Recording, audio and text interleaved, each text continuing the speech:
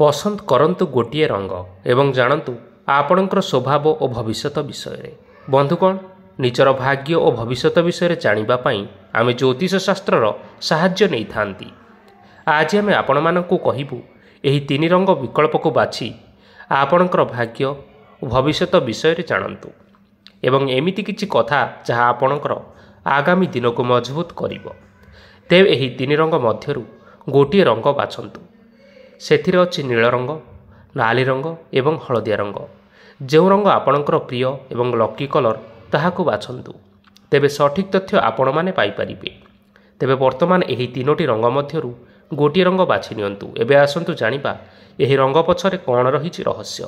ତାହା ପୂର୍ବରୁ ଆପଣମାନଙ୍କୁ ଗୋଟିଏ ଅନୁରୋଧ, ଆପଣମାନେ ଏହି ଭିଡ଼ିଓକୁ ଗୋଟିଏ ଲାଇକ୍ କରିନିଅନ୍ତୁ ଏବଂ ଯଦି ଆପଣମାନେ ଏପର୍ଯ୍ୟନ୍ତ ଆମ ଚ୍ୟାନେଲକୁ ସବସ୍କ୍ରାଇବ୍ କରିନାହାନ୍ତି ତାହେଲେ ବର୍ତ୍ତମାନ ହିଁ ସବସ୍କ୍ରାଇବ୍ କରିନିଅନ୍ତୁ। ତେବେ ଆସନ୍ତୁ ଜାଣିବା। ବନ୍ଧୁଗଣ, ଆସନ୍ତାକାଲି ଅର୍ଥାତ୍ 26 ତାରିଖ ମଙ୍ଗଳବାର ଦିନ ହେଉଛି ପବିତ୍ର ହୋଲି ପର୍ବ। ଆପଣମାନଙ୍କୁ ପବିତ୍ର ହୋଲି ପର୍ବର ଶୁଭେଚ୍ଛା ଓ ଶୁଭକାମନା। ହିନ୍ଦୁ ଧର୍ମରେ ଏହି ଦିନକୁ ବହୁତ ପବିତ୍ର ମନାଯାଇଥାଏ। ଏହି ଦିନ ଲୋକମାନେ ଦାନ ଓ ଧର୍ମକର୍ମରେ ସମୟ ଅତିବାହିତ କରିଥାନ୍ତି ଏବଂ ପ୍ରିୟ ଲୋକମାନଙ୍କ ସହିତ ରଙ୍ଗର ପର୍ବ ହୋଲି ଉତ୍ସବକୁ ଉପଭୋଗ କରିଥାନ୍ତି। ଏହି ସମୟ ଶୁଭ ହୋଇଥିବାରୁ ଏହି ଦିନରେ ଧନର ଦେବୀ ମା ଲକ୍ଷ୍ମୀଙ୍କୁ ପ୍ରସନ୍ନ କରିବା ପାଇଁ ବିଭିନ୍ନ ଉପାୟ ମଧ୍ୟ କରାଯାଇଥାଏ। ଜ୍ୟୋତିଷ ଶାସ୍ତ୍ର ଅନୁସାରେ ଏହି ସମୟରେ ଗୃହରେ ପୂଜାପାଠ କଲେ ଶୁଭ ଫଳ ମଧ୍ୟ ମିଳିଥାଏ। ରଙ୍ଗର ପର୍ବ ହୋଲି ଖେଳିବାର ଶୁଭ ସମୟ ହେଉଛି ସକାଳ 8:12 ଠାରୁ ସକାଳ 10:39 ପର୍ଯ୍ୟନ୍ତ ଏବଂ ଦିନ 12:53ରୁ ଦିନ 2:46 ପର୍ଯ୍ୟନ୍ତ ରହୁଛି। ଏହି ସମୟରେ ଆପଣମାନେ ରଙ୍ଗର ପର୍ବ ହୋଲି ପର୍ବ ପାଳନ କରିପାରିବେ।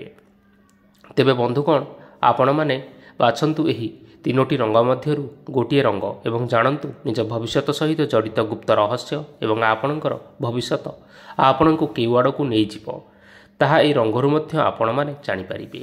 ଭାରତର ଅଧିକ ବ୍ୟକ୍ତି ବହୁତ ବିଶ୍ୱାସୀ ହୋଇଥାନ୍ତି। ଜ୍ୟୋତିଷ ଶାସ୍ତ୍ରରେ ବହୁତ ଅଧିକ ବିଶ୍ୱାସ ରଖିବା କାରଣରୁ ବ୍ୟକ୍ତି ନିଜ ଜୀବନର ସମସ୍ୟା ସବୁ ଦୂର କରିବା ପାଇଁ ଜ୍ୟୋତିଷ ଶାସ୍ତ୍ରର ଉପଯୋଗ କରିଥାନ୍ତି। ତେବେ ଏହି ରଙ୍ଗଗୁଡ଼ିକ ମଧ୍ୟରୁ ଆପଣମାନେ ଆପଣଙ୍କର ମନପସନ୍ଦର ଗୋଟିଏ ରଙ୍ଗ ବାଛି ନିଅନ୍ତୁ ଏବଂ କମେଣ୍ଟ ବକ୍ସରେ ସେହି ରଙ୍ଗର ନାମ ନିଶ୍ଚୟ ଲେଖନ୍ତୁ। ତେବେ ଆସନ୍ତୁ ଜାଣିବା ଏହି ରଙ୍ଗ ପଛରେ ଲୁଚି ରହିଥିବା ରହସ୍ୟ ବିଷୟରେ। ନୀଳ ରଙ୍ଗ। ଯଦି ଆପଣ ନୀଳ ରଙ୍ଗକୁ ବାଛିଛନ୍ତି ତାହେଲେ ଆପଣ ଅନେକ ସମସ୍ୟାରେ ଅଛନ୍ତି। ଜୀବନରେ କିଛିଟା ଜିନିଷ ଯାହାର ଉପରେ ଆପଣଙ୍କ ଡର ରହିଛି, ସେଥିପାଇଁ ନିଜେ ଆପଣଙ୍କୁ କମଜୋର ମନେ କରୁଛନ୍ତି। ସେଥିପାଇଁ ଆପଣଙ୍କ ମନରେ କିଛି ଚିନ୍ତା ଏବଂ ପରିବର୍ତ୍ତନ ଆସିବାକୁ ଲାଗିଛି। କିନ୍ତୁ ଜାଣିନିଅନ୍ତୁ ଏହା ଆପଣଙ୍କୁ ବହୁତ ଶକ୍ତିଶାଳୀ କରିଦେଇଛି।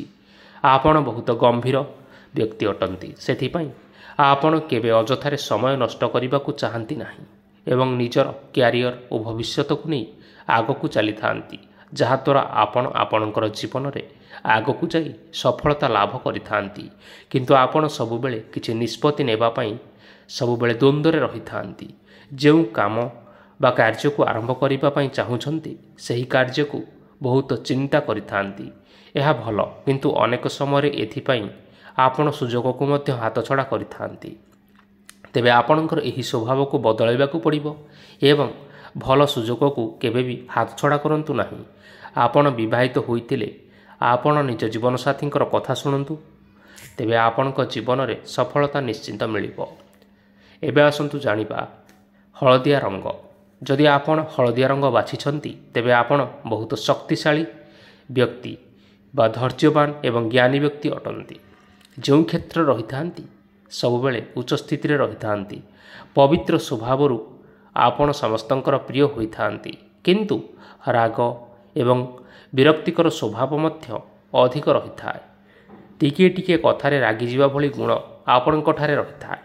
ଏଥିପାଇଁ ଆପଣଙ୍କୁ ପ୍ରାୟ ଲୋକମାନେ ଭୁଲ ବୁଝନ୍ତି, କିନ୍ତୁ ଯେଉଁମାନେ ଆପଣଙ୍କୁ ବହୁତ ଭଲ ଭାବରେ ଜାଣନ୍ତି ସେମାନେ ଆପଣଙ୍କୁ କେବେ ବି ଛାଡ଼ନ୍ତି ନାହିଁ ଏବଂ ସବୁବେଳେ ଆପଣଙ୍କର ସାଥିରେ ରହିଥାନ୍ତି।